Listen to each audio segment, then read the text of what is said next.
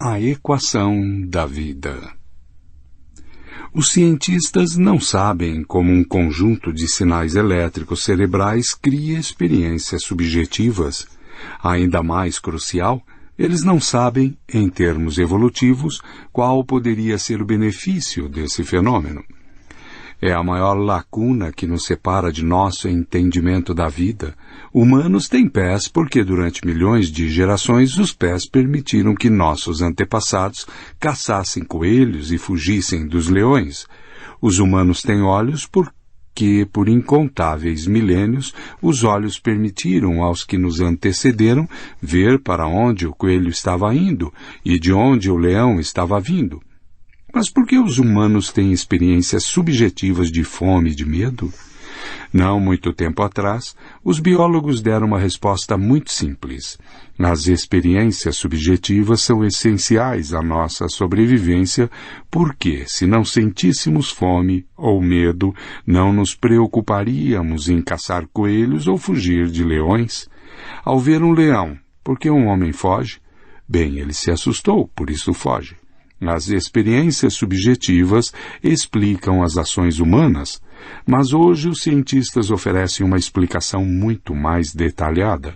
Quando o homem vê um leão, sinais elétricos se movimentam do olho para o cérebro. Os sinais que entram estimulam certos neurônios, que reagem disparando mais sinais.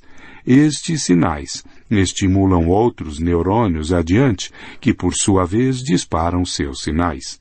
Se um número suficiente dos neurônios corretos dispararem a um ritmo rápido bastante, comandos são enviados às glândulas suprarrenais para que inundem o corpo com adrenalina. O coração é instruído a bater mais rápido, enquanto neurônios no centro motor enviam sinais para os músculos da perna, os quais começam a se distender e contrair.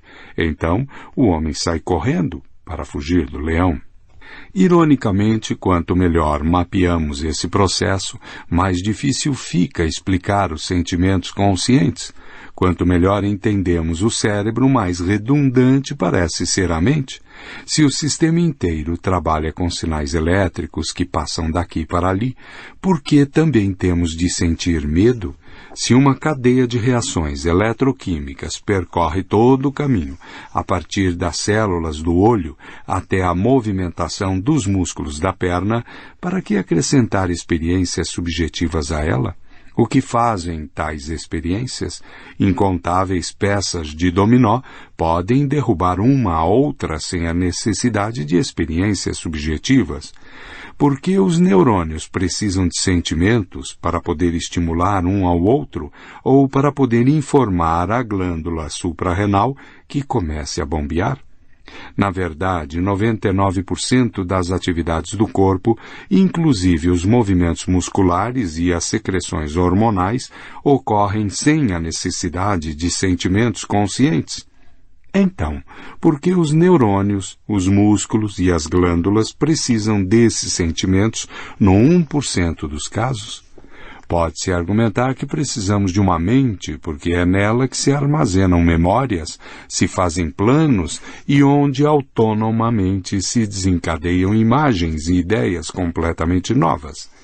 A mente não se limita a reagir a estímulos externos. Por exemplo, quando o homem vê um leão, não reage automaticamente à imagem do predador.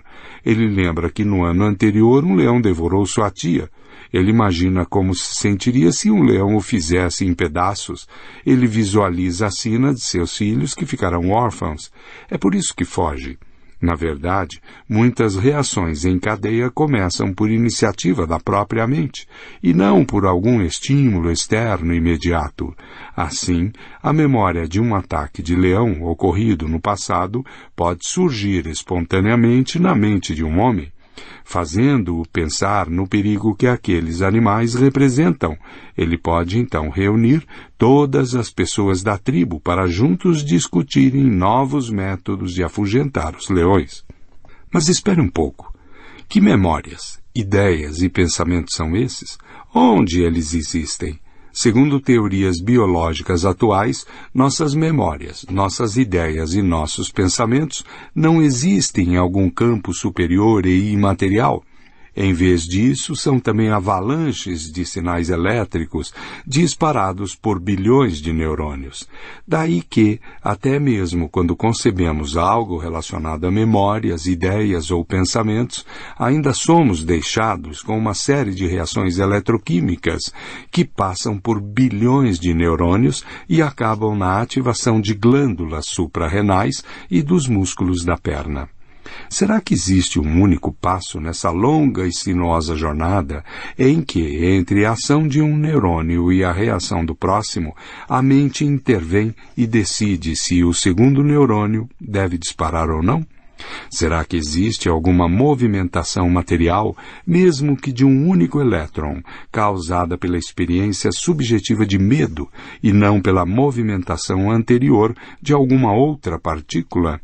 Se não existe tal movimentação, e se todo elétron se movimenta porque outro elétron se movimentou antes, por que precisamos experimentar o medo? Não há uma pista quanto a isso. Filósofos resumiram esse enigma numa pergunta capciosa.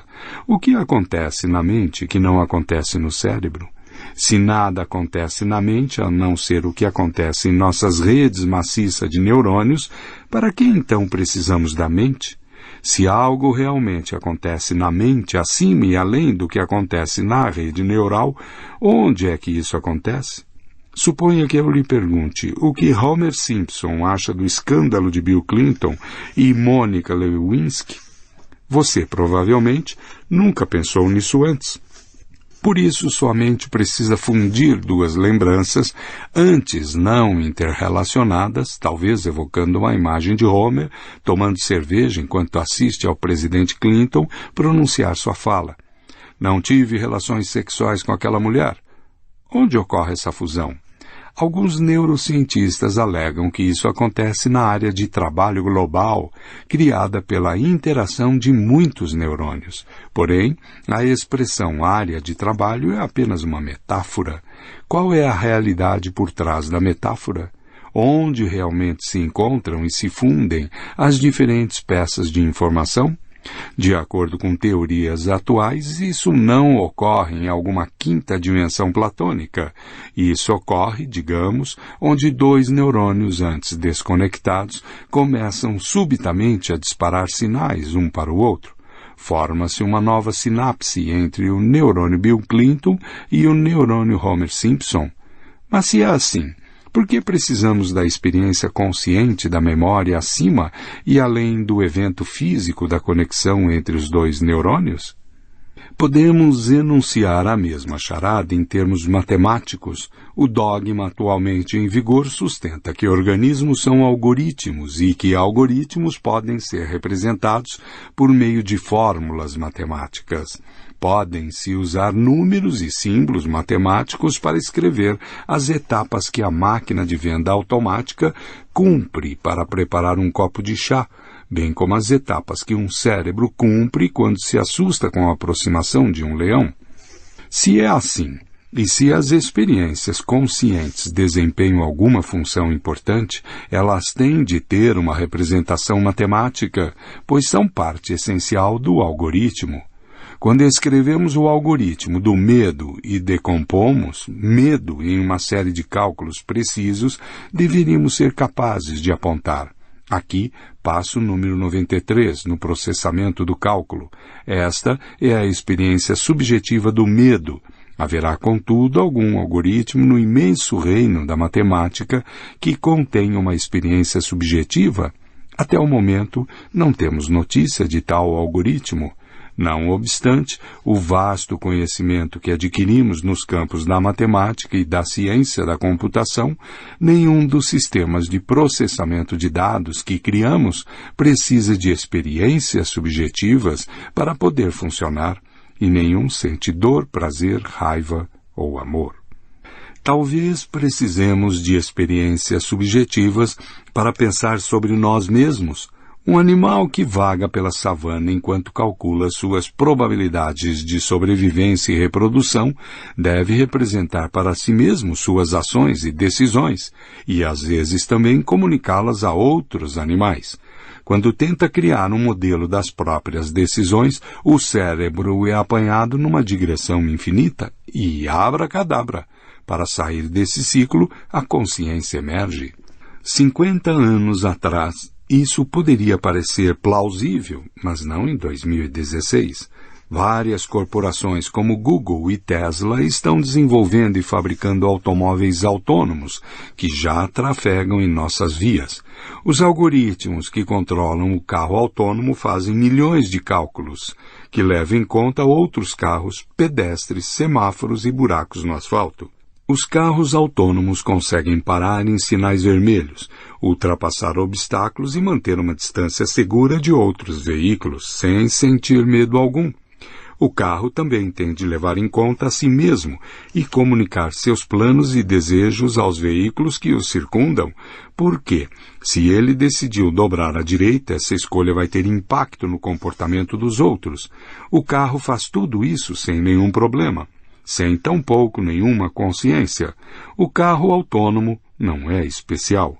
Muitos outros programas de computador dão aval às ações que executam, mas nenhum deles desenvolveu uma consciência, e nenhum deles sente ou deseja o que quer que seja. Se não podemos explicar a mente, e se não sabemos que função ela desempenha, por que não a descartamos? A história da ciência está repleta de conceitos e teorias abandonados. Por exemplo, os primeiros cientistas modernos que tentaram explicar a movimentação da luz postularam a existência de uma substância chamada éter, que supostamente preenchia o universo inteiro. Pensava-se que a luz fosse feita de ondas de éter. Contudo, os cientistas não conseguiram achar evidências empíricas da existência do éter, ao passo que apresentaram teorias alternativas melhores sobre a luz. Consequentemente, jogaram o éter na lixeira da ciência. Similarmente, durante 4.000 anos, os humanos recorreram a Deus para explicar numerosos fenômenos naturais. O que desencadeia o relâmpago? Deus. O que faz a chuva cair? Deus. Como começou a vida na Terra? Deus fez isso. Nos séculos mais recentes, os cientistas não descobriram nenhuma evidência empírica da existência de Deus, enquanto encontravam explicações muito mais detalhadas para os relâmpagos, a chuva e a origem da vida. Como resultado, com exceção de alguns subcampos da filosofia, nenhum artigo em nenhuma revista científica de análise crítica leva a sério a existência de Deus. Historiadores não alegam que os aliados venceram a Segunda Guerra Mundial porque Deus estava do seu lado. Economistas não atribuem a Deus a culpa pela crise econômica de 1929. E geólogos não invocam a vontade divina para explicar os movimentos das placas tectônicas. A mesma sina sobreveio à alma. Durante milhares de anos, as pessoas acreditaram que todas suas ações e decisões emanavam da alma, mas na falta de qualquer evidência que a suportasse, e devido à existência de teorias muito mais detalhadas, as ciências da vida descartaram a alma. Como indivíduos privados, muitos biólogos e médicos podem continuar acreditando nisso, mas nunca escrevem a esse respeito em publicações científicas sérias. Talvez a mente devesse se juntar à alma, a Deus e ao éter na lixeira da ciência. Afinal, ninguém jamais viu experiências de dor e de amor por um microscópio, e dispomos de uma explicação bioquímica muito detalhada para a dor e o amor, que não deixa margem a experiências subjetivas. No entanto, existe uma diferença crucial entre mente e alma, bem como entre mente e Deus. Enquanto a existência de almas eternas é pura conjectura, a experiência da dor é uma realidade muito direta e tangível. Quando eu piso num prego, posso ter certeza absoluta de que estou sentindo dor, mesmo que até então me falte uma explicação científica para isso. Em contraste, não posso ter certeza de que, se a ferida infeccionar e eu morrer de gangrena, minha alma continuará a existir. Essa é uma história muito interessante e reconfortante, na qual eu gostaria de acreditar, mas de cuja veracidade não tenho nenhuma evidência direta. Como todos os cientistas experimentam constantemente sentimentos subjetivos, como dor e dúvida, eles não podem negar sua existência. Outra maneira de descartar a mente e a consciência é negar sua relevância, em vez de negar sua existência. Alguns cientistas, como Daniel Dennett e Stanislas Dehaene, alegam que todas as perguntas relevantes podem ser respondidas estudando as atividades do cérebro sem nenhum recurso a experiências subjetivas. Assim, cientistas podem apagar com segurança mente, consciência e experiências subjetivas de seus vocabulários e artigos. Entretanto, como veremos nos capítulos seguintes, todo o edifício da política e da ética modernas fundamenta-se em experiências subjetivas, e são poucos os dilemas éticos que podem ser resolvidos com referência estrita a atividades cerebrais. Por exemplo, o que há de errado com a tortura ou o estupro? Do ponto de vista puramente neurológico, quando o humano é torturado ou estuprado, certas reações bioquímicas acontecem no cérebro e vários sinais elétricos movimentam-se de um agrupamento de neurônios a outro. O que possivelmente há de errado nisso? A maioria das pessoas modernas tem aversão ética à tortura e ao estupro por causa das experiências subjetivas envolvidas. Se algum cientista quiser argumentar que experiências subjetivas são irrelevantes, terá o desafio de explicar por que a tortura ou o estupro estão errados sem nenhuma referência a experiências dessa natureza. Finalmente, alguns cientistas admitem que a consciência é real e efetivamente pode ter grande valor moral e político, mas que isso não desempenha nenhuma função biológica.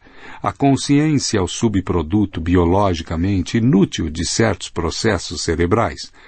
Motores a jato roncam ruidosamente, mas o ruído não impele a aeronave para frente. Humanos não precisam de dióxido de carbono, contudo, toda expiração enche o ar ainda mais com esse composto.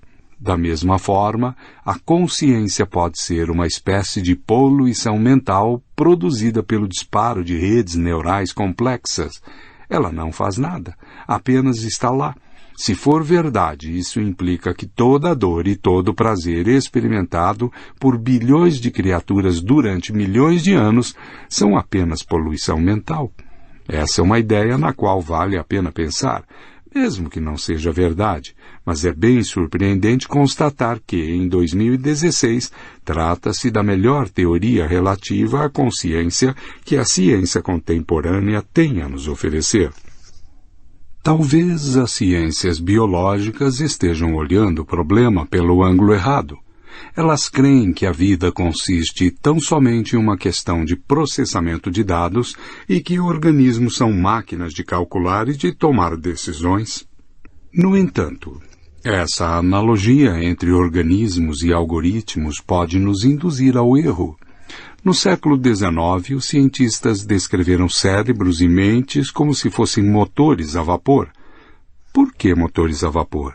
Porque era a tecnologia avançada da época que acionava trens, navios e fábricas, de modo que, quando humanos tentavam explicar a vida, assumiam que ela devia funcionar de acordo com princípios análogos. Mente e corpo são feitos de tubos, cilindros, válvulas e pistões que criam e aliviam pressão, produzindo assim movimentos e ações. Esse conceito teve influência profunda até na psicologia freudiana, o que explica por que muitos de nossos jargões psicológicos estão repletos de conceitos emprestados da engenharia mecânica. Considere-se, por exemplo, o seguinte argumento freudiano. Exércitos aproveitam a libido como agente da agressão militar. O exército recruta jovens exatamente quando sua libido está no auge. O exército restringe as oportunidades de os soldados terem sexo e aliviarem essa pressão, a qual, consequentemente, se acumula dentro deles. O exército, então, redireciona essa pressão reprimida e a deixa ser libertada em forma de agressão militar. É exatamente assim que funciona o motor a vapor. Aprisiona-se o vapor de uma ebulição em um recipiente fechado. O vapor acumula mais e mais pressão, até que subitamente abre-se uma válvula e a pressão é libertada em uma determinada direção e aproveitada para impulsionar um trem ou um tear. Não só em exércitos, mas em todos os campos de atividade, frequentemente nos queixamos das pressões que se acumulam em nós e tememos que, a menos que consigamos dar vazão a algum vapor, possamos explodir. No século XXI, soaria infantil comparar a psique humana a um motor a vapor. Conhecemos hoje uma tecnologia muito mais sofisticada, o computador, e assim explicamos a psique humana como se fosse um computador processando dados e não um motor a vapor regulando pressões. Mas essa analogia pode revelar-se tão ingênua quanto a anterior. Afinal, computadores não têm mente. Eles não anseiam por nada, nem quando tem um bug. E a internet não sofre nem quando regimes autoritários cortam países inteiros da rede. Então, por que usar computadores como modelo para compreender a mente? Bem, será que temos mesmo certeza de que computadores não têm sensações nem desejos? E ainda que não tenham nada disso no presente, será que um dia podem tornar-se complexos o bastante para desenvolver consciência? Se isso acontecer, como vamos nos certificar? Quando computadores substituírem o motorista de ônibus, o professor e o psicólogo, como vamos determinar se têm sentimentos ou se são apenas um conjunto de algoritmos irracionais? No que tange aos humanos, hoje somos capazes de diferenciar experiências mentais conscientes de atividades não conscientes do cérebro. Embora estejamos longe de entender a consciência, cientistas conseguiram identificar algumas de suas assinaturas eletroquímicas. Para isso, começaram com a seguinte suposição: sempre que humanos relatam que estão conscientes de algo, pode-se acreditar neles.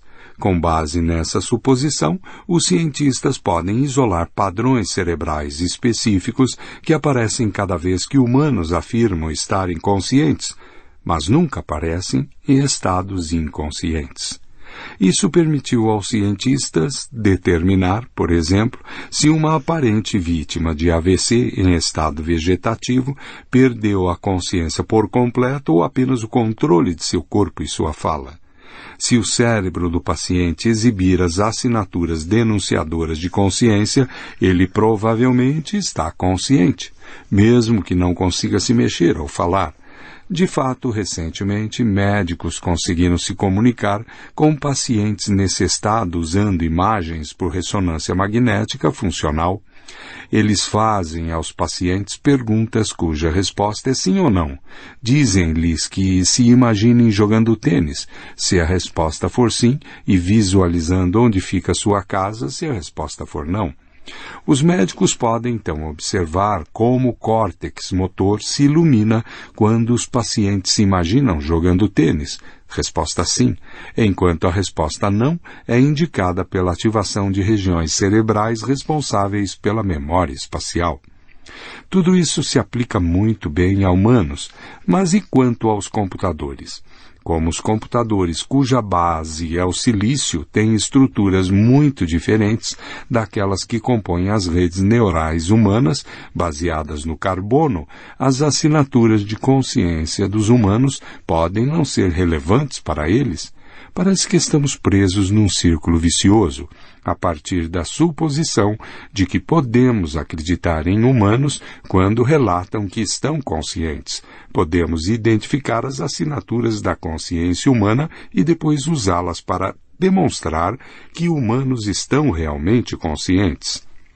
Entretanto, Se uma inteligência artificial autorreportar que está consciente, devemos simplesmente acreditar nisso? Ainda não temos uma resposta satisfatória para esse problema. Milhares de anos atrás, os filósofos já tinham se dado conta de que não havia como demonstrar conclusivamente que alguém, além de si mesmo, possui uma mente. De fato, mesmo no caso de outros humanos, só presumimos que tenham consciência. Não temos como ter certeza disso. Quem sabe eu sou o único ser em todo o universo que sente alguma coisa, e todos os outros humanos e animais são apenas robôs irracionais? Talvez eu esteja sonhando, e todos com quem me encontro sejam somente personagens em meu sonho. Talvez eu esteja preso num mundo virtual, e todos os seres que vejo são simples simulações. De acordo com o atual dogma científico, tudo o que eu experimento é resultado da atividade elétrica que ocorre em meu cérebro e deveria, portanto, ser teoricamente exequível simular um mundo inteiramente virtual que não me fosse possível distinguir do mundo real. Alguns neurocientistas acreditam que num futuro não tão distante poderemos efetivamente fazer coisas assim. Bem, quem sabe já tenham sido feitas por você. Até onde se sabe, o ano poderia ser 2216, e você é um adolescente entediado e imerso num jogo de realidade virtual, que simula o mundo primitivo e excitante do início do século XXI. Uma vez ciente da mera execuibilidade desse cenário, a matemática o leva a uma conclusão muito assustadora. Como só existe um mundo real, enquanto o número de mundos virtuais potenciais é infinito, a probabilidade de você estar habitando o único mundo real é quase nula. Nenhuma das descobertas científicas foi capaz de superar esse notório problema de outras mentes. O melhor teste que os estudiosos apresentaram até o momento é o chamado teste de Turing, mas ele examina apenas convenções sociais. De acordo com o teste de Turing, para poder determinar se um computador tem mente, você deve se comunicar simultaneamente com um computador e com uma pessoa real, sem saber quem é quem ou o quê.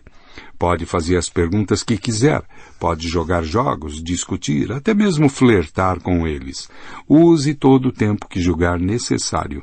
Depois você terá de decidir qual é o computador e quem é o humano. Se não conseguir ou se cometer um erro, o computador terá passado pelo teste de Turing e deveríamos tratá-lo como se realmente tivesse uma mente. Contudo, isso não seria uma prova definitiva, é claro. Reconhecer a existência de outras mentes constitui meramente uma convenção social e legal. O teste de Turing foi inventado em 1950 pelo matemático britânico Alan Turing, um dos pais da era da computação. Turing era homossexual em uma época na qual essa prática era ilegal na Grã-Bretanha. Em 1952, ele foi condenado por praticar atos homossexuais e obrigado a se submeter à castração química. 2 anos depois, cometeu suicídio. O teste de Turing é uma replicação do teste mundano ao qual todo homossexual tinha de se submeter na Grã-Bretanha em 1950. Você consegue se fazer passar por um heterossexual? Turing sabia por experiência pessoal que não importava o que você realmente é, a única coisa que importa é o que os outros pensam a seu respeito. De acordo com ele, no futuro os computadores seriam como os homossexuais na década de 1950. Não importa se os computadores efetivamente terão consciência ou não, a única coisa que importa é o que as pessoas pensarão sobre isso.